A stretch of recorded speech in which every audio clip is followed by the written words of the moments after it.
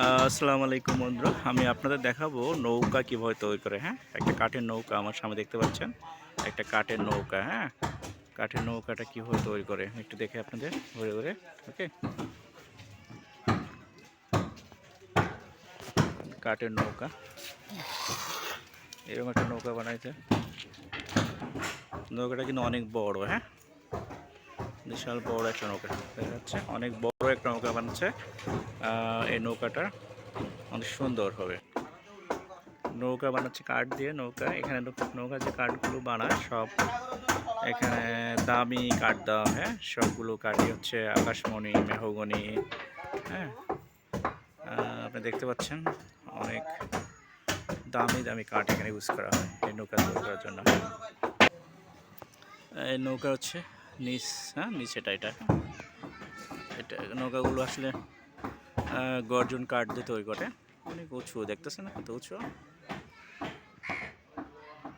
আমার সামনে দেখতেছেন এই যে গর্জন কাঠ, এগুলো অনেক মোটা মোটা গর্জন কাঠগুলো ব্যবহার করে তারা।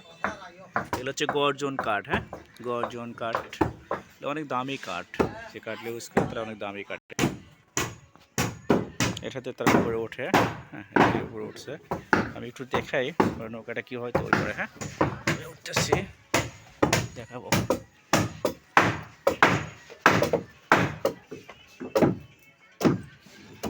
এই নৌকা হচ্ছে অবস্থা, তারা পাটাতান শুরু করতেছে।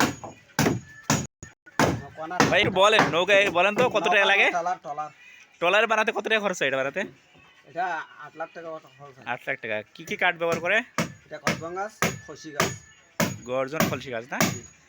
এই দেখতেছেন আমার এখানে একটা ট্রলার বানাচ্ছে, বড় ট্রলার। এটা বানাইতে 8 লাখ টাকা খরচ হবে। এটা বড় একটা ট্রলার বানাবে। তো ট্রলারটা হচ্ছে দুতলা নিচে। হ্যাঁ, নিচের উপরে এটা ট্রলার। এই যে নিচে দেখতে পাচ্ছেন, নিচটা অনেক নিচু। এটা দুতলা হবে ট্রলারটা। নিচে দেখছেন কত মোটা মোটা কাঠ দিছে।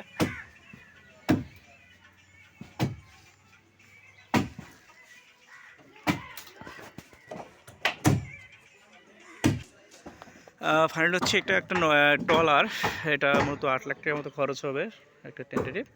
এবং এখানে গর্জন কাঠটা ব্যবহার করা হয়েছে, যে কাঠটার দাম অনেক। হ্যাঁ, আপনারা জানেন গর্জন কাঠের অনেক টাকা দাম। এখানে এলাকায় গর্জন কাঠ পাওয়া যায়, এলাকায় মূলত গর্জন কাঠের বাগান আছে।